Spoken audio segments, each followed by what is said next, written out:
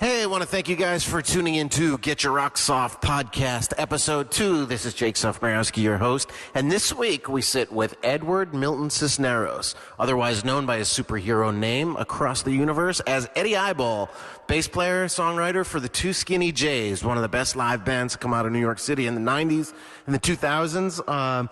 They toured all over the world. We're going to hear a bunch of stories from Eddie about how he came to be in that band and what worked to make that band succeed. To a great level, and also what made to make that band fall apart in a glorious way. Anyway, it's interesting that we have a guy named Eddie Eyeball because just this week, or last week, I got my eyeballs lasered. Yes, I let a kooky doc in Midtown shoot laser beams into my eyeballs with the promise that I would soon be able to see with laser-like precision. How ironic is that? I ended up getting LASIK surgery, or more specifically PRK, which is a type of LASIK surgery, which they warned me before I went in to get it done, that and I quote the doctor here, the recovery is going to be a motherfucker. As opposed to LASIK, and he wasn't joking. I was basically blind for 3 days, and they taped these plastic discs over my eyes, basically so I wouldn't claw my eyes out. So it was a lot of Vicodin, Ambien, and Night Nurse, which is the British equivalent of NyQuil, which last time I was in London in December, me and my friend Christine went over there with Rodney, Jordan, we went to see the Wild Hearts and Rancid, and long story short is we smuggled home a bunch of Night Nurse, which is supposedly more potent than NyQuil. They keep it behind the counter, and they give you a little quasi-interview as to why you need it, and if you're taking any other medications when you try to buy it. But it was quite effective at putting me to sleep and easing the pain of my recovery, which is now almost back to full swing. About a week later after the surgery, I'm seeing pretty well. Just getting to wear sunglasses now for the first time in my life. I wore glasses for 27 years, was never able to wear sunglasses, so this is fucking cool. Unfortunately, we're in New York City in January, and it's not sunny. But hopefully that'll change soon. I'm looking forward to riding my motorcycle again, being able to put my helmet on, take my helmet off without dealing with my fucking glasses, being able to ride with my visor down. It's going to be fucking sweet. Going to be able to see the cars coming at me and the cars that I'm approaching because I ride really fast. So it's going to be a good idea to see those cars. Anyway, we're going to get you right to the interview with Eddie Eyeball. But one thing I wanted to say that we didn't cover in this podcast was that it's Eddie specifically and the band Two SKINNEE Js that made me make my decision to start Rocks Off. Back in 2001, I had booked a club called the Wetlands Preserve, which was down on the lower west side of Manhattan in the Tribeca neighborhood. And Wetlands closed, and I ended up taking a job at the Knitting Factory, which I did not really enjoy as the talent buyer there. They had even the quasi-corporate structure they had, I wasn't used to coming from a place like Wetlands where everything was kind of like run and gun and shoot from the hip. So I lasted about 4 months there, kind of turned their booking procedure around. They were profitable for the first time in a long time, but I still couldn't deal with having someone looking over my shoulder and having to ask for like just simple things like filling out a form to request a check to send a deposit to a band. To me, that was like, fill out a fucking form. What are you, the man? What is this, corporate America? Fuck that. So I ended up leaving, and I was kind of depressed, and I didn't know what to do. And Eddie Eyeball suggested to me, hey, why don't you become a promoter? I was like, how does that even work? At that time, there weren't really any outside promoters in New York City. But Eddie suggested I become a promoter. He's like, you know a lot of bands that need places to play, and you know a lot of venues. He's like, look at Two SKINNEE Js, Jake. He said, we'll only play where you tell us to play or where you say is a cool place to play, and you're going to get us a good deal at these places. And he said, we have a motto in Two SKINNEE Js, no Jake, no Js, meaning if Jake wasn't involved, the Two SKINNEE Js weren't playing the show. And that gave me the confidence I needed to start Rocks Off, and here we are 12 years later. And I also had the confidence to start my own podcast, so who did I tap as a guest? Very quickly. It was actually the first interview I did. It's not the first one we put out. That was Mark Brownstein of the Disco Biscuits. You can go back and listen to that. But this is the first one I recorded. Here it is. I hope you guys enjoy it. It's a long, in-depth, fun, frequently funny conversation between myself and the love of my man life, Mr. Eddie Eyeball. All right, welcome to the Get Your Rocks Off podcast. I'm your host, Jake Szufnarowski. We're here with Edward Milton Cisneros, also known, most popularly known, as Eddie Eyeball of the band Two SKINNEE Js. How you doing, Eddie? I'm great, Jake. Thanks for inviting me to your podcast. I'm excited. My pleasure. Thanks for coming by, taking the time out of your busy day. That's right. Yeah. Well, I don't get to do very many podcasts, so I wanted to know what it was like. Is this your first? It's pretty impressive. Do you want to describe the environment that we're in right now? Sure. Okay, go ahead. You can describe it. I'm in a graffiti. I live in it. Right. I'm in a graffitied apartment. Just so you guys all know where we are. We're at the Rocks Off studio apartment. Right. It's a studio apartment, and it is. It's like I'm being assaulted by colors, imagery, art. Everything is pretty much in the creative world. Your sneakers are pretty much every possible color in one shoe, so it's pretty cool here. And my favorite thing is the sign over the door that says "No sleepovers," in case there's any confusion. Right? There was confusion. Yeah, that actually was born out of necessity, as most creative things are. After a girl came over here one night, after I explained to her when we were texting, and she wanted to come over and hook up, that she was not allowed to stay over. And then she threw a shit fit when I made her leave. She started to fall asleep after we fucked. I woke her up and told her she had to get out. She threw a huge fit, slammed the door, and stormed out. And then texted me from the cab about 20 minutes later, being like, "I'm so sorry. I hope you'll have me over again." I was like, "No way." And then I called my friend Johnny Corndog, and I said, "I need you to come over and do a little airbrush work." So, yes. It's great. That's why it says no sleepovers. I love it. So, Eddie, we're here to talk not about me or my apartment, but about you and your life. Okay. And your contribution to the world of music, which has been great, vast, and long-running. Most people know you as being Eddie Eyeball from the band SKINNEE Js. Right. What a lot of people don't know is that you had a band before that called Heads Up. That's right. Which was pretty successful and notorious. That's inaccurate right there. I mean, we had a record deal, with Roadrunner Records. This was in the late 80s? This is in the early 90s, very early 90s. I just graduated from college, and that was the last Great Recession, 1990. There were no jobs. I had always wanted to be a musician, and I think the fact that there were hardly any jobs out there gave me the opportunity to sort of do other things. There was this band that I'd go see play called Heads Up. They were based in just north of New York City, in Westchester, basically. They obviously played New York a whole bunch. But isn't that where you went to college? Yeah, I went to college. Did you ever see them while you were in college? Absolutely, yeah. Okay, and they so were that's awesome. where you knew them from. And that's how I knew from them. The Westchester rock club scene. Yeah, exactly. You'd be surprised. There was actually a good hardcore scene there in Connecticut. It probably still is. I believe the Chance in Poughkeepsie still hosts a lot of hardcore shows. There you go. I don't know if that's exactly Westchester. Poughkeepsie? Yeah. Hudson? Close enough. Who cares?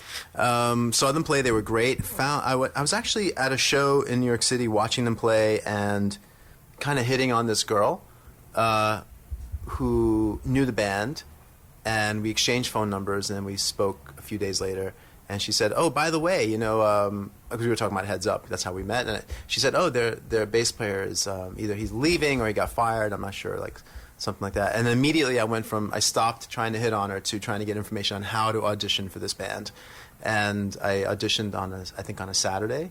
They told me yes on Sunday. And a few weeks later, we were doing a record release party. So I had to learn a whole album's worth of material. Actually, 2 albums worth of materials because they had an album before that. And was playing at this place. Well, you probably remember it. It's on 3rd Avenue and 11th Street. Does that ring a bell? Webster Hall. Not that one. That's at that corner. Not that one. So Continental.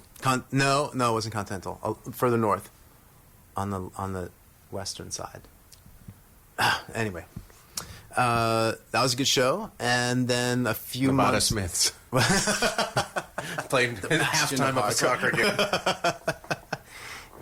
And that was what a cool venue were you at when you heard they needed to? They were playing. Okay, that venue was called. I think it was called the Black Cat. I want to say, and it was at 12th to 13th and 4th Avenue. Or do you know which one that was?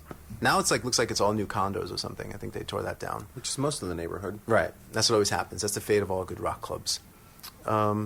So because they sort of got their timing delayed because they lost their bass player, even though I replaced him and learned the material very quickly, they originally probably had some tours lined up and they had to cancel those or postpone them. And then you couldn't learn the material quickly enough? Well, before they knew that I was in the band, they had already postponed it. They were sort of in limbo. Instead of confirming this stuff, they said no. But then I came in, they couldn't reschedule in time. So was that the first band you ever auditioned for? Yeah, pretty much. I mean, no, I auditioned for one in high school, but I wouldn't qualify that as an audition. I was This like is the first only band. guy You that knew they this knew. band. You'd seen this band. This band had gigs lined up. Right. You had seen them playing real rock and roll clubs. They had releases. They had a recording contract, and I didn't know them personally. And I was like a cold face coming in auditioning. Tell me a little bit about that audition. How'd you feel when you were turning up to the audition with your bass in your hand? Where was it? Was it at a rehearsal studio? Sort of. It was in the basement of their apartment, which was converted like into a rehearsal studio, meaning it was just all cinder block. Where was that? In Williamsburg. In fact, it's a place called Bembe now. It's a bar called Bembe. It's This was in 1990 or 91? 1990. 90. Yeah. And this was before musicians and bands were moving to Williamsburg. It wasn't normal. No. Who was in Williamsburg at that time? There was a couple of famous like international artists who had taken over some big loft spaces for their art, but it wasn't like Guys who needed huge lofts for their large-scale canvas work. Right, stuff like that. It definitely wasn't the hipster, like, gravitating point that it is today. It wasn't like ground zero for hipsters. In fact, it was pretty desolate and filled with... I didn't really hear of people starting to move to Williamsburg until the late 90s. Yeah, that's about right. Like 97. 97, 98 96, is 97. when it started to become safe and like the smart choice for a musician. Right, because you get cheap space and all that stuff. We had that apartment where I auditioned was actually a 4-bedroom duplex for $1,000. So it's a pretty good deal. And Plus a basement rehearsal space. Plus the basement rehearsal space. We didn't have to pay for rehearsal. So tell me a little, how'd you feel walking into that rehearsal? How nervous were you? Do you remember? The funny thing was that they gave me both albums to learn maybe like a week before the rehearsal, and I was working. I had a part-time job as a doorman. So I had to be there. I had to start my shift at 7, and it would end at around like 3. And then 3 a.m.? 3 p.m. Start at 7 a.m. So I had to get up really early, get to take the subway there. I would finish at 3, and at which point I wasn't accustomed to those hours, so I would probably nap. I'd like go home and nap, and then I'd want to go out and do stuff. So I really wasn't like learning the material, even though I was really excited about the audition, until a few days before the gig. And so I was listening to the music on the subway there and the subway back, but I hadn't actually played it on the bass.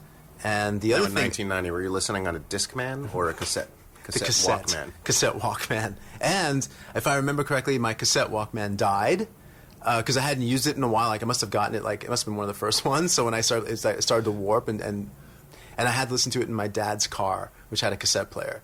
So the only way I could listen to it was to go into my dad's car, Just parked in the driveway, and listen to it. Like what's that guy doing with the bass? Do you have to open the windows and the neck of the bass can stick out? That's pretty funny. I did have to open the windows so I could breathe. It was summertime. I wasn't really that nervous though, other than that. So I think, and then obviously I rocked it. So they asked me to play, and that was a really, really cool experience. That was really amazing. And you guys, you got to go tour internationally because of that. Yeah. So like I said, all their plans were sort of postponed. Again, I don't know exactly what was happening then because I just entered, but they said we want to go to Europe in late winter or early spring of next year. This is like I think I joined the band in I want to say September, right? So. They said, well, what we can do, the label said, why don't you go do an EP in the meantime, make another EP, so when we go to Europe, you'll have both the album and the EP to promote. And so it went from being a band that I had to learn all this material suddenly to okay, now we got to write material together in a span of a few weeks, which is interesting when they're essentially total strangers, so we don't know what their sensibilities are like as far as how, is one guy writing all the music, is, how's it going to work as far as the politics of writing. And it turned out to be very collaborative, and it was really a lot of fun. And we recorded the record. It was produced by Albert Bouchard, who many people will remember as the drummer for Blue Oyster Cult. Nice. Yeah, it was great working with him. Total classic rock guy. Did he insist on putting cowbell on every track? On every track. And rather than a metronome, you just had a cowbell click? He played. So it was cool. Then we made that record and... went on tour there was actually another part of that story, which is they finally booked a tour. We were going to leave, I think it was end of March, for 2 months in Europe. And so we had this period of the winter where we weren't making any money, and we booked some local gigs here and there. It wasn't a full-on tour. And the guitar player, Artie, decided that he was moving back to New Orleans because that's where he was from. You've got a thing with guitar players from New Orleans, don't you? Yeah, exactly. We'll get into that later. We will. So he moves back to New Orleans. It throws a wrench into everything. It was kind of baffling to us. And because that meant that we couldn't rehearse any of the material until we met again as a band, until we met again in Europe, which was, impossible. We weren't going to be able to do that. So we decided, the rest of us decided, well, we'll go down to New Orleans, which is like the logical thing to do, right? When one guy leaves the band, like, okay, we'll all go to New Orleans. We don't have jobs, no way to get down there. We don't have a place to stay. We were able to actually finagle a place to stay through the guitar player's girlfriend's father, who rehabs houses, and he was rehabbing a house. And he said as long as we painted the house, he'd let us stay there. So we stayed there, and we got jobs as waiters. We lied about our experience. I'd never waited on tables in my life. And you would think that I would have well, first of all, every musician understands, unless you're independently wealthy, every musician has to get some sort of part-time job, or basically you're sponging off your girlfriends. We didn't have girlfriends down there, so we had to get jobs, and I got a waiter job. I'd never waited tables before, and haven't since. I was a disaster. You're supposed to have 12 tables. So they said, okay, the first day we'll start you with 5 just to see how you do, and then after that we'll get you to 12. And really, as a waiter, you want more tables because that means more money. I never went past 5. In fact, the manager had to cover the other 7 for the rest of the time, for the 2 months that I was there. So I was a disaster as a waiter. Anyway, so we rehearsed down there, and then we went on. Somehow have this image of you waiting tables as a combination of Basil from Faulty Towers and his Spanish helper, Pedro was his name. Running like a chicken with your head cut off, making excuses and then actually getting things done. The only legitimate nervous breakdown I've had in my life was waiting tables in New Orleans. That was the only time I went. I remember I was overwhelmed. I didn't know how to do it. I had no training. Didn't really know what I was doing. And New Orleans, this is in the French Quarter, where it's filled with tourists, and you really want to turn over tables quickly. And I just remember, I just had a moment where I just froze. I was like, I have no idea what I'm doing. I thought about leaving, but luckily my manager came in and saved my ass. So she made it easier for me. But the worst was when this table of 2 families came in with their kids. They sat down. They ordered all this food. I put in the order. I told the chefs.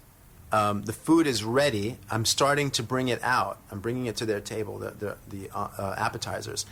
And then one of the mothers says, are there any peanuts, any nuts in the food? This is now everyone, nut allergies are very common. Yeah, this is 1990. So I was like, I didn't even know what that, what are you talking about? Yeah. So I went back and I asked. She was asking if the cook teabagged their order. You should have said, not yet. You haven't established yourself as a lousy tipper. I went back and I said, they're asking about nuts. Are there any nuts in this? And I don't even remember what the answer was. But when I went back out to tell them, I think it was no. When I went back out to tell them, they had all left. So, and I was stuck with the bill for those 2 families. For 8 meals. Yeah, something like that. Because that's how it worked in those days. Yeah, probably. I hear it still does work that way. People run out on you. You're supposed to play security guard and waiter. So, yeah. So it was no fun. But New Orleans was great. I had a great time in New Orleans. And then... Did you guys get your rehearsing in? We got the rehearsal in. We flew to Europe. I think we started in England. And we had a 2-month tour. That was a lot of fun. It was a really incredible experience. For a young person at that age, you just can't... it's like running away and joining the circus, as they say. It was really a blast. I had a great time. Was there any bad blood with the band towards Artie for you guys all having to relocate to New Orleans because he did? Another thing, that I learned right away about bands is that almost all of them are inherently dysfunctional. So, like I said, the logical decision was instead of addressing this, okay, a really important band member is basically leaving the band. Not quitting, just, removing himself from the band, yet wants to continue on tour and stuff, which made sense for him, but didn't really make sense for all of us. And yet the answer was for us to, accommodate him.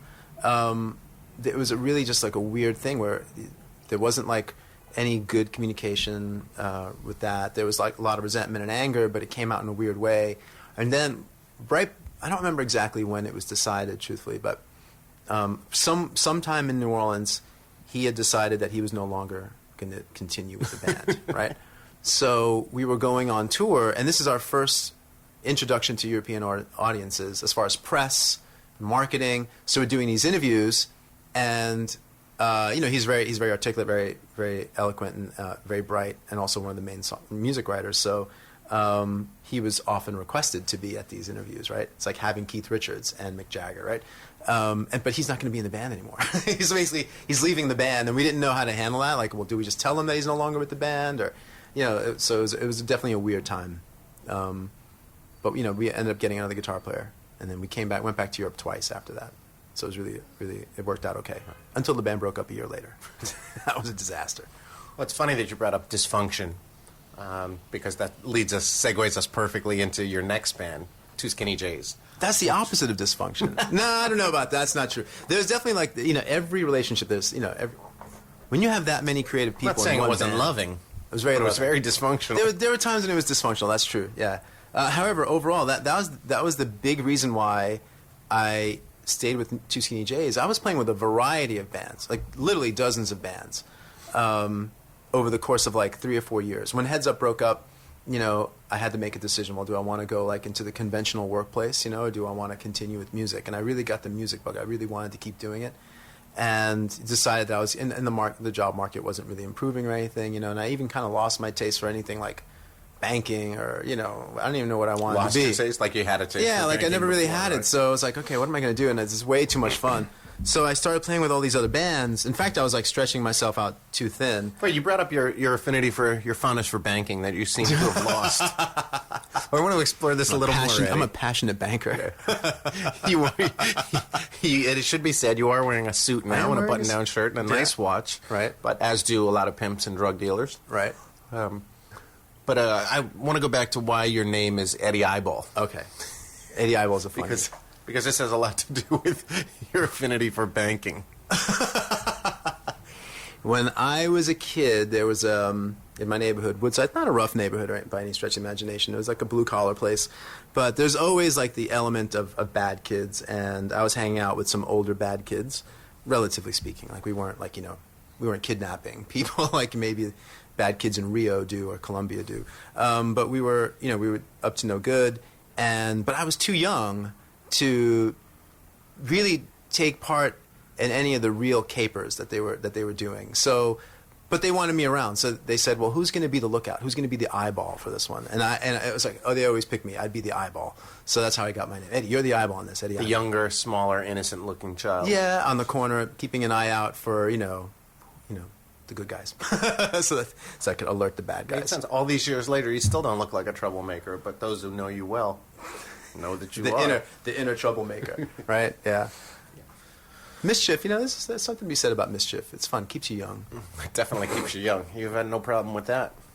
No, you don't look a day over 42, but I do believe you're 68. I'm almost 67. So let's go to the beginning of SKINNEE Js. How that band of misfits ended up coming together. Man, that's I wasn't there at the very beginning. I was there a few months after the very beginning, but that's a really good way to phrase it. It literally was a band. The Garden of Eden was there at the very beginning, but we only call it the beginning when Adam and Eve show up. So that's true. We're going to, for all intents and purposes, we'll say the Js didn't really form until Eddie Eyeball showed up. Okay. So I was invited to see a SKINNEE Js gig by Andy Action, who's the drummer in SKINNEE Js. We had known each other through other bands that we were playing on the scene, as they say in New York City. Right, because somehow, without the benefit of Craigslist, you could still play in 12 different bands at the same time back then. There was actually, and you could argue that there was a healthier music scene, even though no one really recognized it as such then, because there were way more smaller venues. There was a lot of small venues. People wanted to go out and take part in nightlife. And so it became less fragmented. And also, that was before lounges and dance music. It was before lounges and dance music, and it was before computers, before people could stay home and watch things on YouTube or even write letters to their friends via electronic mail. Right, that's all. There were a lot less entertainment options. You had to go outside to get your entertainment fill. So the only way you were going to learn about new music was to go out and see it. You couldn't stay at home and sample new music. It was either go buy a CD for $12.99 at Sounds, a used CD at that price, or spend $6 and go to Under Acme. Right. And see a band you might never have heard of, but your friend you had seen posters of. Right, exactly. You'd go to Sounds, and you'd buy that CD, and there'd be like 8 posters, 8 like photocopied, 8.5 by 11, like Post-its all over the place saying, this band's playing, and you want to go and do something. Especially if you're a musician, you kind of want to keep up on it and see what's going on in music. So that's when bands were forced to see other bands. Right. Nowadays, a lot of bands in the East Village scene have no idea what their other what the other bands that are even on the bill sound like. or if there's even a scene or anything like that. Yeah, it wasn't like you could just go to YouTube and Google a band or something. But there were, it's, you know, the funny thing was that a lot of people in those days, older people, were telling me how crappy the scene was compared to their time. You know, like, oh, it was way better in the 70s, man. You know, which may or may not be true. You know, who knows? But you're sort of born into a generation. You make do with what you got, right? So, so I met Andy that way. He said, "Come and see my band play, Two Skinny Js. We're a bunch of crazy people, and it's like, you know, the audience goes crazy. There's a lot of, you know." The music is okay, but there's something about the two. Andy actually said that? Yeah, he wasn't raving about the music. He was saying how, like, there's something about the overall showmanship, the stage personas of the two singers, especially that made the shows really, really fun. Which, for that time, was, you know, kind of unique. You know, because the early '90s was like maybe a time of, you know. Music goes through cycles, but in New York City, it was all about me, me, me. Like, look at me, I'm the rock star. Come and worship me, you know. But I'm not going to do a whole lot, you know, to make you merit. I'm not going to, you know, I'm just going to go up there and do it, and you're just going to have to worship me. As opposed to making a community out of the music and making it like a two-way, you know, dialogue with the audience. So when I saw Two Skinny Js play, and it was at the West End Gate, I want to say. Yeah, but like 110th and West End. Yeah. Turns out everyone in the band except for Andy and Sammy B, who was the bass player, were Columbia students. Smarty pants. They were all smarty pants, and the audience was going crazy. It was like a really fun party. It was. Was it an audience of eggheads as well? Yes, mostly eggheads.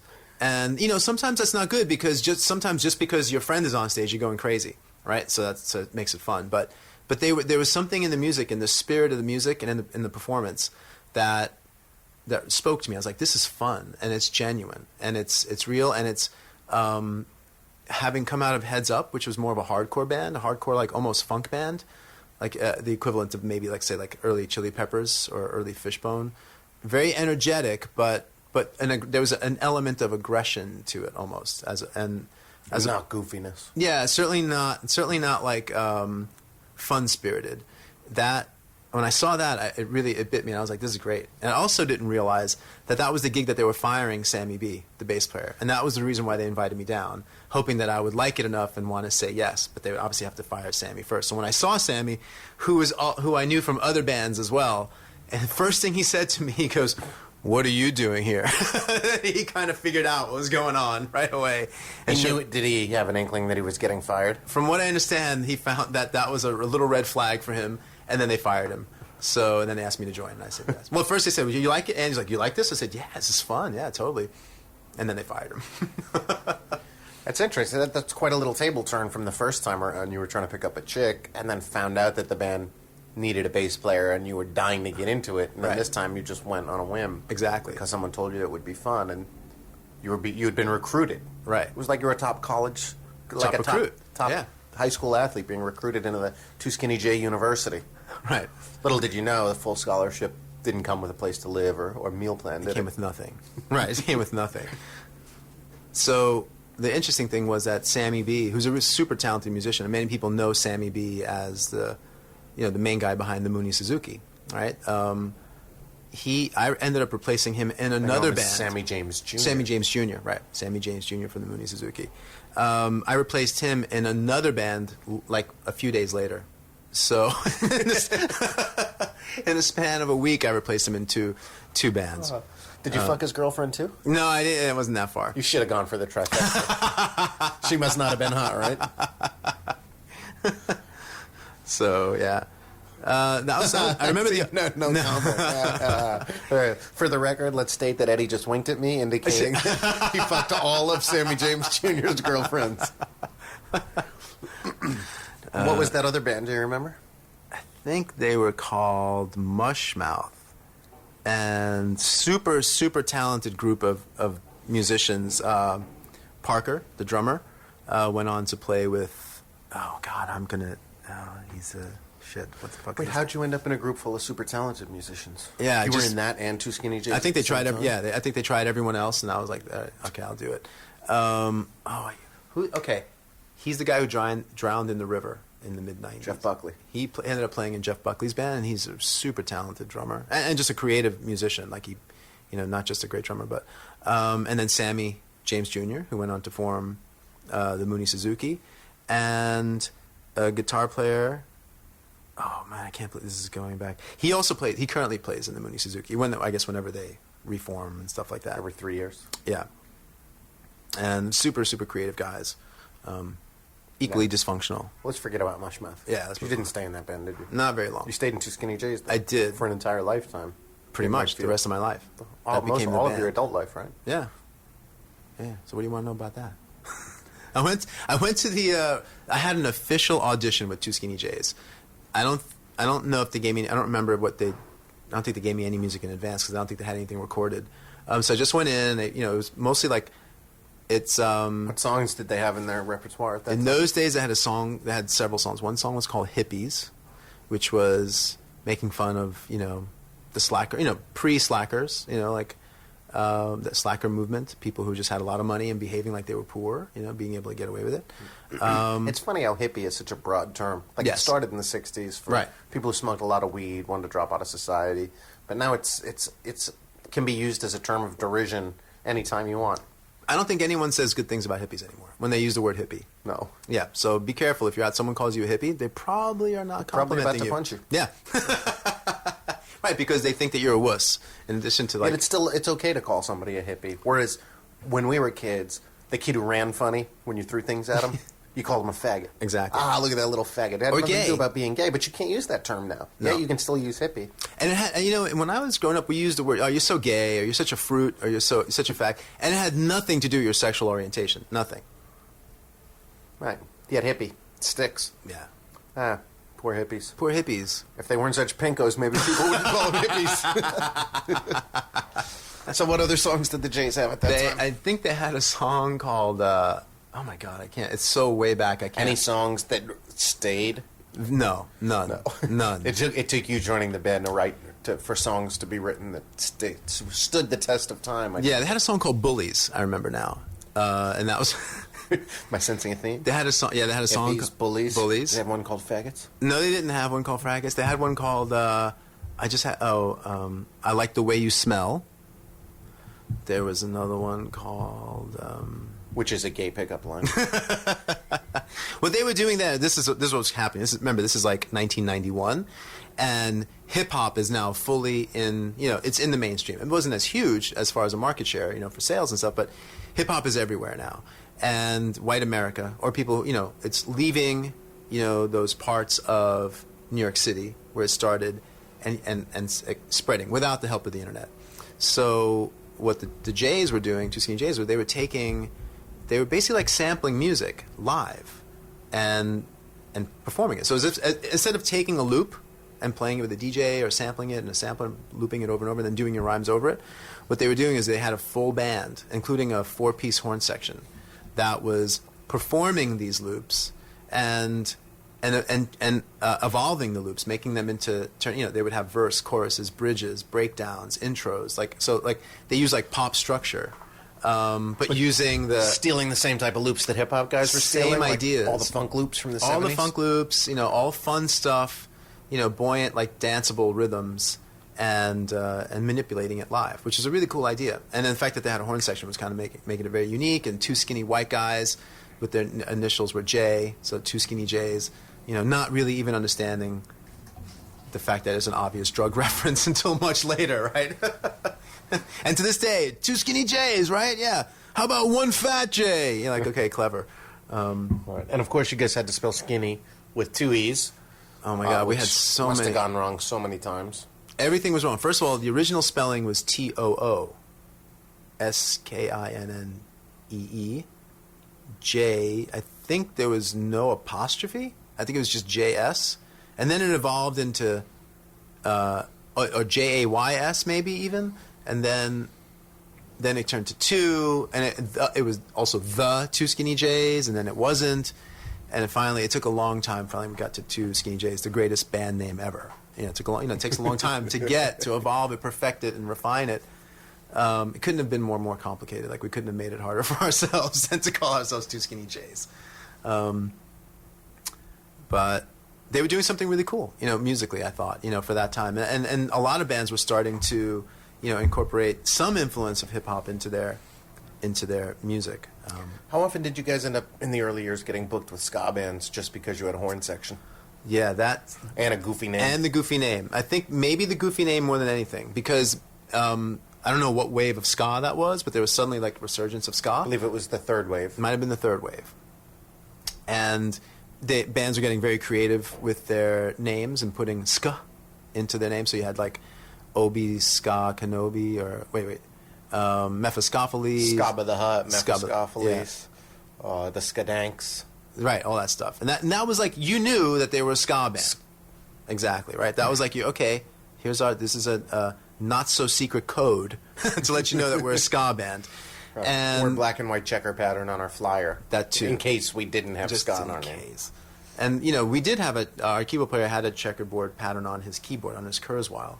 And the horn section and two SKINNEE Js could go either way, SKINNEE Js. And suddenly we found ourselves playing a lot of those shows. Luckily, most of those, I guess by the third wave of ska, they're not so violent, these fans, They're like, they're more Might have tolerant. been SKINNEE Js, but there weren't so many skinheads left Right, over. right, exactly. By that point, yeah. Not a now, lot you of weren't playing skinheads. with the oi bands. That would have been a lot different. Exactly. And so we actually went over very well because of it, and it helped expand our audience. But there was one show we played at Coney Island High where there was all ska bands, and the audience was a little bit rougher. We went up there, and a few songs into our set, one of the fans commandeered, well, no, I shouldn't say one of the fans, someone from the audience commandeered the mic and started insulting us and berating us. And that was our cue to get off the stage. That's when we left. That show was cut short, huh? Yes, a little. That was one of the few shows that was cut short. I hope you were sharing another band's gear so you could just take your bass and leave. And boogie. You know what? Did you book that show, by the way? I'll never admit it. One thing I hear about, to get off track a little bit, is especially like punk bands from the 80s, like the late 70s and 80s, you would always hear that a band would like get chased out of a club and grab their equipment and run down the street. And like, I don't know, was there all these clubs and venues to play at that had amazing backline back then? Because I cannot imagine you getting chased down the street by an angry mob while carrying a guitar, much less a guitar amp and a head and a cabinet. And your cables. And your pedal boards. So like, yeah, we had to run out the back door because the owner was chasing us with a butcher knife. I'm pretty sure was almost never the case. I'm pretty sure you wouldn't have left your equipment behind. Right. Yeah, I can't imagine. Luckily, I've never been in a scenario where we had to like flee the club. There was a time where we decided, first of all, SKINNEE Js became a touring act. Right, we were touring all the time. At one point, pretty quickly, did you start getting shows out of town? We were playing. There was definitely a demand near Columbia, because that's where most of their fans were. And over time, we started to all play the way to South America, downtown. Exactly. Columbia University. District of no, Columbia University. What we started to play, there was this leap at one point where we said, okay, we can start. We got plugged into the scene. There's actually like a club circuit in the South. Virginia, North Carolina, South Carolina, the shores, anywhere along the shore, where you could literally play every weekend through the summer season and make good money. How'd you guys get plugged into that? It's a somewhat convoluted story, but we appeared on a TV show called Taco Bell Presents Dick Clark's Battle of the Bands. Right? It was in the mid-'90s. How we got on that, I don't know. Andy Action is probably better prepared to explain that. He was... Andy Action always had an angle, didn't he? He was working something. We got on the show. We auditioned for the show. We got on the show. We ended up flying out to California. They flew us out there. I think there were 6 bands. We went to the finals, but we lost. However, I like to think that we were the fan favorites. And someone saw that show They were from Norfolk, I think. They saw the show. They ran a club. His name is Catch Kelly. He booked us and invited a booking agent from that area to come down. So I saw this band on television. They're really fun. I want to put them on my club. I want you to see them. We did that show for very little money. We drove all the way down there. It's like 8 hours, 10 hours, whatever. Did the show, rocked it. What was the venue, do you remember? Called Middies, I think it's called. Still there? Well, it was part of a hotel. It wasn't like a rock and roll venue. It was like definitely a loungy, and that world is really that was interesting. back more beauty from back in the day before there was Google and the internet, because you couldn't check to see what a venue was like. Yeah. I know, nowadays a lot of bands, they're starting to get out of town. They can go on a venue's website, see who else is playing there. Back then, just, you got a phone call. If you happen to be even at home when the guy called you, you picked up the phone. Guy wants us to play in Norfolk, Virginia. We're there. Right. There was no questions asked at that time, right? You just How do we get there without Google Maps? They probably had drew a chalk line, right, from the freeway for you Balloons, to follow. the balloons at every exit. We went down there, we played, and the booking agent really liked it. Her name was Kathy Moore. She was with Cellar Door Entertainment, and she offered us a booking agent deal. Big, and important booking agency. Plugged in us that into time. plugged us into this plug and play system where there are all these venues. She had relationships with all the venues, and all these bands would simply rotate every weekend. It was like a revolving, you knew that this revolving cellar door. Yeah, exactly. You would see this band here, this venue, then you'd see them at the next venue next week, and then another band would come through, and it was like a loop, and you just kept doing it. Did you become friends with a lot of these bands on the circuit too? Would you play together, or would it just be you guys? Occasionally play together. Well, when we started, we would open up for them. That was the way that was pretty smart of Cellar Door. Instead of just trying to have us fill a room that we'd never played before, which people would have shown up anyway, because that was the nature of those circuits. Was that people wanted to go have a good time, they'd go there anyway. And they would want to see a live band. They'd want to see a live band. And, and also, it wasn't like a concert the way we think of it today. It was more like you're part of the range of entertainment that night. There might be would there be an besides MC, a DJ? There'd be a DJ. There'd be a guy telling jokes? There might be, there might be a comedian. There might be like, Jello shot, contest. There's like a lot of things happening. Right. And you're part of it. What's that? Stilt walkers? I didn't see any stilt walkers. I didn't see that. But that's not a bad idea. So we opened up for some bands, and that helped introduce us to that circuit. Anyone notable that you opened for in that circuit?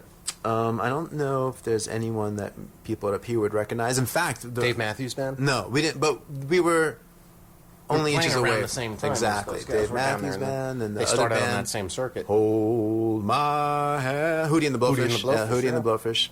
And other bands actually that were doing the same venues. We would hear, we saw it 311, for example, 311, even though they were based out of Colorado, at that time, right? I think Omaha. I don't think they had moved yet to California. Maybe they did, but we would see their stickers, Dave Matthews Band, Hootie and the Blowfish, and a variety of other bands. And the ones that actually emerged from that scene were the ones who covered original, did their own original music as opposed to covers. Fighting Gravity. Fighting Gravity was another band, but there was also Full Stop and a bunch of other ones. And they're very nice, It was really cool. It's the fact that this circuit existed, blew our minds. It was difficult for us. We would come back here with the fact that we could play Thursday, Friday, Saturday night, maybe even Sunday, and come back on Monday. And you do that every week, and you drive all the way back to the Northeast. And go to your part-time job on Monday, and you would see other musicians, and they'd say, "What'd you do?" They'd say, "I just played like 4 shows in North Carolina, or in some southern New Jersey or Delaware or something." And they're like, "What are you talking about?" "Yeah, there's a whole scene down there happening, and you come back with money, and they want to see you play, and it's really cool." And the truth is, they're maybe not there to see you, because they could put any band in that place, and an audience would come. But you have a chance to play to people who want to hear music, and then they will come to your next show and next show, and that's how our audience grew. And they'll pay attention to you. Right. Well, you couldn't do that in New York. It's really difficult to do that. It was. It's still hard to do that even on a lot of circuits. There's unless you're playing cover shows. I know a lot of bands have gone out and played. My band is Tragedy. We went and played the Pickle Barrel in Burlington, Vermont once, and we had heard that was the same type of thing. Oh, they just want to see good bands, and we were playing. We were playing cover music, but the dance floor emptied out. And then as soon as we finished playing, the dance floor filled up again when the DJ started playing. We went on for a second set, and I remember I went and begged the owner. I was like, "Do we really need to play a second set? I mean, you're only paying us $1,000. Can we just go home now?" Because we cleared the dance floor. Nobody was anywhere near it. And he's like, "No, that's when they buy all their drinks and when the DJ comes home." I was like, "Oh, you got quite the fucking racket here, buddy." You have a purpose. It felt that way at first, too, especially because, not that we're necessarily breaking new ground musically, but for a lot of these venues, they're accustomed to, early 90s, mid 90s, let's just say, live music was still rock and roll. It's like you could sort of dance to a couple of Steve Miller tunes, or an Aerosmith song, but you weren't going to necessarily dance to a Motley Crue song, and a lot of these bands were doing covers, so... I don't know what kind of dancing you do. So... so the DJ is playing somewhat danceable pop music, and then the band comes on, and the band is almost, like you said, it's almost designed to clear the dance floor. It's all about like you're sitting back and listening and drinking. But our music is very danceable, so they would come out and engaging, dance. and you're the really dynamic frontman that exactly made the crowd have fun. It was very, they had to participate, and word was getting around, and it's always this way. It's never the dudes. The dudes just show up and drink the beer and hang out. Dudes follow the chicks. But the chicks were coming. Right. The girls were coming. They were having a great time. They were dancing. They were one of the few bands, I guess, at that time that was offering them the opportunity to actually dance and have fun, and it was bringing the guys. And so it was like exponential growth as opposed to just like slow growth. But only in that circuit. Not in New York City. It wasn't that way. So at one point, I remember we got awarded best regional act from this like magazine down in I want to say South Carolina. We were going there so often that they thought we were from somewhere in South Carolina, and so we got best regional act. Meanwhile, in New York City, it was like we would play to 100 people. Well, actually, that's not true. We were starting to get a little bit bigger, playing the Wetlands. The Wetlands was a really great venue. New Music Cafe. New Music Cafe. Then the Wetlands. New Music Cafe was pretty okay. It wasn't that bad. That was like there were back then. It felt like the Lions Den, New Music Cafe, and Wetlands are kind of on the same circuit. But the Lions Den and New Music Cafe, any type of frat band could play, but you had to be a little more quality to then graduate to the Wetlands level. Well, the Wetlands was great because they would give any band an opportunity, pretty much. It wasn't like they were the McDonald's of It wasn't like they were like the McDonald's of the scene where they would take anyone, but they would they weren't focused on any one scene. And you would have hardcore shows, reggae shows, jam band shows, especially like scenes that were considered almost dead or dying out. They were the last opportunity for some of these bands to step in front of an audience and have fans of that music go see it. Like the hippies. Like the hippies. And the ska fans. Those goddamn hippies. And so, the Wetlands almost unfairly got this like jam band identity, and I don't know what the percentage of jam bands that played there was, but they did everything. In metal bands, I saw Bad Brains play, Soul Brains. I saw Soul Brains play there. Back when they didn't want to use the term bad. Exactly. And I saw Sugar Ray there, the Glands. I mean, none of these bands are... The Glands. The Glands once played in the basement. Really? Yeah. They're an awesome band. But you played with the Glands there. We did. Believe the Capricorn Record Showcase, That's CMJ, right. 1999. That's right. 98 or 99. Full disclosure, for those of you listening to this podcast, don't know a lot about me. I worked at the Wetlands from 1994 to 2001. Booked all the bands there. That's where I met Eddie Eyeball. That's right. That's where we became friends. Yeah. But, that was a great club. Lots of great young bands came through there. 311 played there a lot of times. But the Jays, a funny story I have about booking the Jays is I used to want to book them really badly, and they didn't want to play that often in New York because they said, Jake, here's the problem. We have so many friends that we can't accommodate all of our friends. We just don't like playing in New York because we don't like the headache of it. And then I'd call their booking agent. Their booking agent would want an absurd amount of money for them to play there. You were on Variety Artists at the time, which is a big agency. And we still are. And still are, yeah. But that was the agency that did 311 and Sugar Ray as well. So Bob Engel, the agent from Variety, would quote me a ridiculous amount of money. So then I'd try to go around the agent, of course, and I'd call Andy and I'd call Eddie. And everybody would say, the guys in the band would say, we just don't want to play New York. It's too much of a headache. So then I designed the unlimited guest list ploy. And I think I would pay you guys $1,000 to play, but give you unlimited guest list. And you'd have 200 or 300 people show up for free. And it was a shock to our owner the first time that happened. He's like, what are you talking about? Unlimited guest list on a Friday night? And I was like, just trust me. We're still going to sell 500 tickets. We're going to oversell the place. We'll still let them have all their free gas. The bar is going to go bananas. And it's going to be a successful show. And then we did that for a couple of years until the club closed. Right. That's how you guys would play New York. And I think you guys enjoyed that because you really didn't have to stress. So you could answer your phone all day long and say, sure thing, you can come for free. Sure thing. And we had a very liberal policy at the Dorrit Wetlands, too, with the guest list. Like, hey, Jenny, just if they're on the Jays list. If they say they're on the Jays list, it doesn't matter. Eddie probably forgot to write them down. Just, if they say they're supposed to get them for free, just let them in for free. It's fine. We're only paying them $1,000 anyway.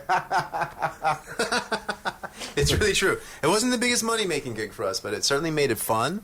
And it kept you guys playing in New York City, in the biggest media market in the world, where you should have been playing frequently. Right. I think it's a good strategy for bands to think about, because sometimes you get so concerned about just making money or whatever it is that you're trying to control, as opposed to thinking the broader picture, which is getting better at your show, making word of mouth spread because you're putting on such great shows, making people really excited to want to see you.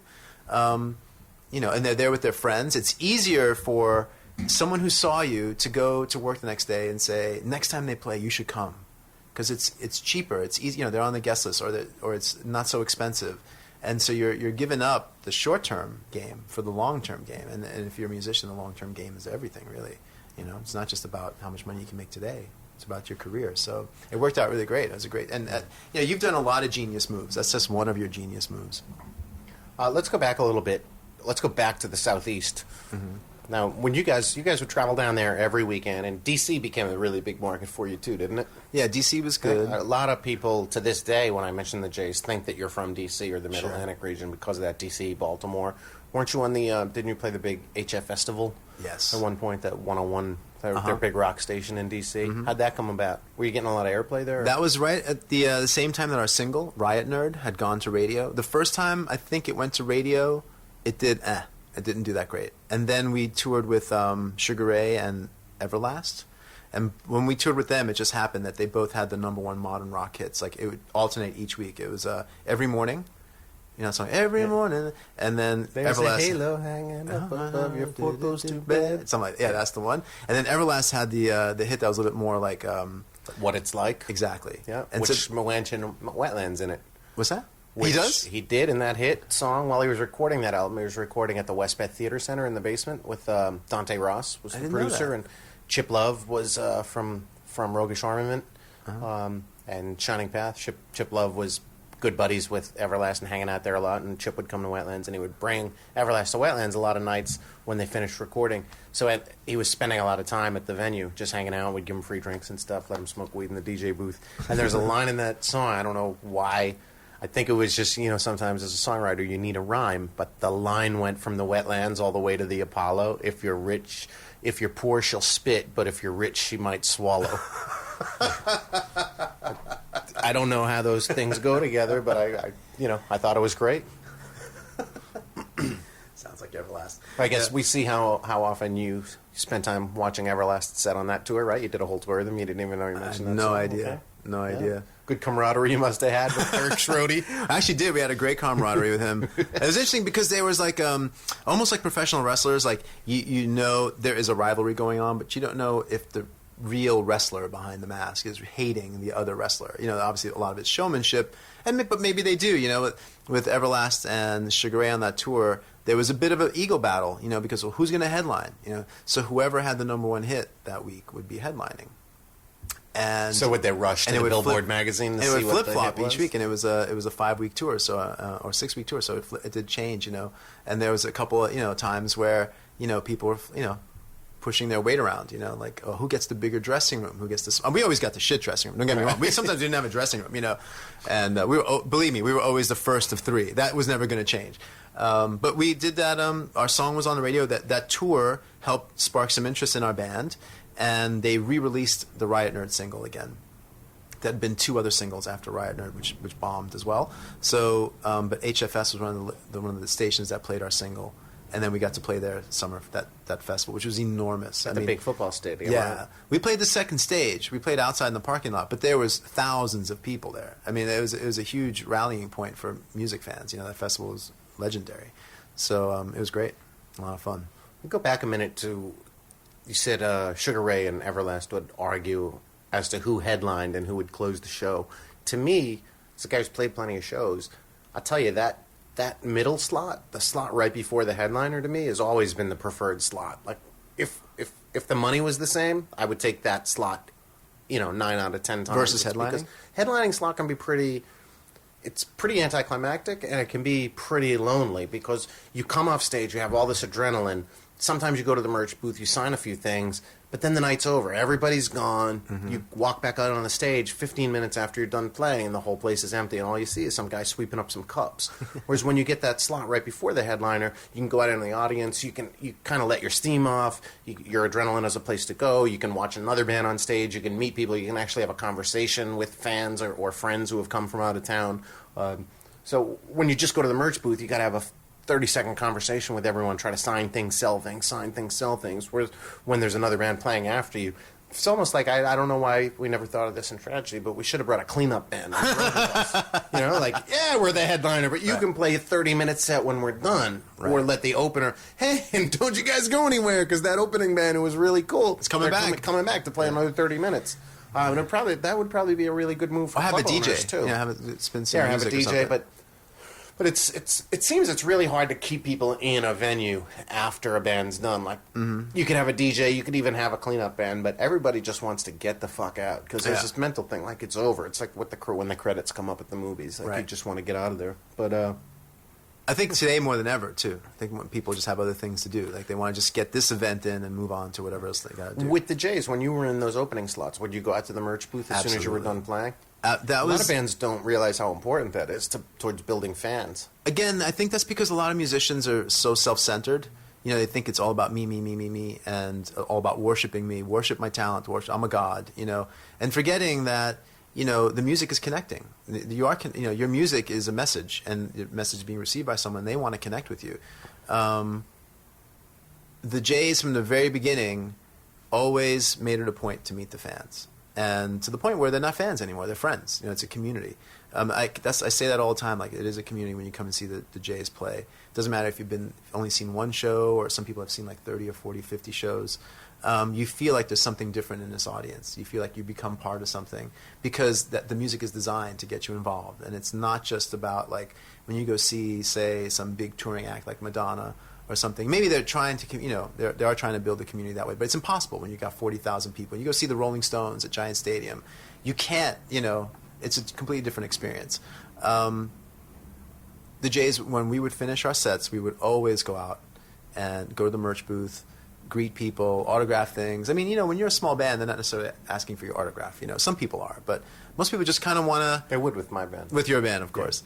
Most people just want to talk to you and get to know you and feel like, yeah, they hung out with the band, they get to know the band, and in the long term, that I think made the biggest difference in our careers, because we could have just been just another band that goes up there and plays music and disappears. The other thing is, not to cut you off, when we were doing that circuit, very often we would do 2 nights somewhere, or you know the next venue. That's when babies are made. 2-night stands. Families are started. Or you'd play. You know, the next show is only like a half an hour away. The next night, you know, someone would follow you down the road. Someone follow you, right? They start at this beach town, go to the next beach town, or whatever. And then, you know, again, the community grows and expands, and so it made a big difference. And I think our fans, the reason why they're loyal to us is because it transcends the fan, you know, the fan artist relationship. It becomes more friends, you know. Now let me ask you something. I felt from playing in Tragedy was that, you know, I could go into a club any night of the week in New York and watch a band play, but I can't walk up to people and just introduce myself. I don't have it in me. I can't just. The guy standing next to me. I do, but I don't always have the energy or want to necessarily start a conversation with a complete stranger, like an actual conversation. But I found that going out to the merch table after Tragedy shows and meeting people connected me to other people in the crowd just as much as it connected them to being in the band. And then I would look forward to going back and we would go on tour, especially over in England. And our last few tours, I would like reach out to people and I set up. You know, I'd go to dinner with people before the shows because they weren't just our fans. They had become friends, and it was a really cool feeling to make friends by going out and playing music. And it wasn't just like, you're going to buy a ticket to our next show, so I'm going to talk to you, or I'm going to sign this because you bought one of our albums. But I've met a lot of great friends. Yeah. It's like your friendship has a head start because you sort of already have this background that's assumed the minute you know, okay, you're here, I'm here. Yeah. You know, so it's been great. You know, that's one of the most rewarding aspects. Who in your band was the worst at going out and associating themselves with the crowd? I don't think there was any one person. Maybe me, quite honestly, because they're just sometimes, you know.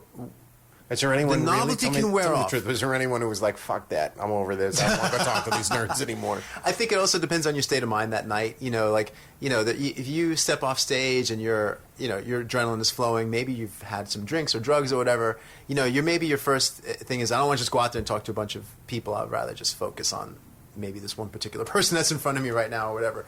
And I think that depends on what you're doing on that tour. If it's like, if you're not feeling well, if you're sick or whatever. Because at one point, like I said, the Jays were touring over 100, shows, sometimes as much as 200, 250 dates.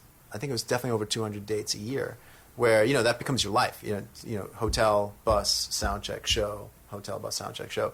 That can be really debilitating. And it's great when it's in doses, but you can't sustain that for a long time without having some sort of wear and tear on your physical body, your creative state of mind, your how you look at the world. How about this phenomenon? You're talking about the bus, hotel, sound check, venue, dressing room, which is, it's really easy to get caught up in on tour, but don't you think that people create that for themselves? Like, I know a lot of touring bands who don't enjoy leaving the dressing room. They'll show up to the venue, they'll load in, they'll sit in the dressing room, and then they'll stay there. And I've seen it happen over the years from bands I've booked. Yeah. And then you say to someone, oh, there's a park down here from the venue, there's this to go look at, you're in New York City. And so many times band members are just like, yeah. And I wonder why that is. And then they talk about the loneliness of being on the road, but they don't want to go explore. It's like they put... It's like a self-fulfilling prophecy. They just say, oh, all I see is this, and all I see is, the 2 blocks around the venue. I never get to see anything. But you really have 4 or 5 hours between your sound check and your show time to just, go explore. Why do you think it is? Like, did the Jays go and explore? Or did some of you, or, Yeah. The great thing about the Jays was, for the most part, even though we were all obviously very unique people, like, there was a unifying spirit to all of us, where we wanted to see the world. We wanted to go out there and do stuff and meet people. And for the most part, I have to tell you, like, I'm probably one of the more, I should say one of the less sociable people in the Jays, and I'm probably pretty sociable, So, but the Jays themselves love to, like, they wanted new experiences. New experiences give you personal growth. And if you don't do something new, if you decide to just enclose yourself in a cocoon on tour, you're in your bunk on the tour bus. You go, sound check is no fun. Sound check's like the worst hell ever invented for musicians, right? I hated sound check. And then you go to your... Especially when the drummer's checking. Yeah. And then you go to your, like you said, the dressing room. You don't do anything in your dressing room. It is a self-fulfilling prophecy. You close yourself off and it gets worse and worse. The Jays were really never like that. The Jays wanted to go out and we would go, thrift store shopping. We would go find a really cool place to eat as opposed to just eating at the chain. Like, okay, we're hungry, let's have breakfast. Yeah, you could go to Cracker Barrel, or you could try to find this mom and pop place. So we would ask people, where's a good place to eat, but not the big diner. So we'd discover places to shop. We'd go to music stores that weren't chains. Like, we didn't go to like the Virgin Records or something. We'd go to some a local record store, yeah, and then you'd look through try in the numbered section or the T section to see if you can find 2 Skinny Js, right? See if they stocked just your made record. it really difficult for us, right, with our name. And you meet more interesting people that way, and you get more interesting experience out of touring, and it makes it doesn't become a drag. But having said that, like I said, if you're a certain type of person, will be very happy doing the same thing over and over and over again, even within the...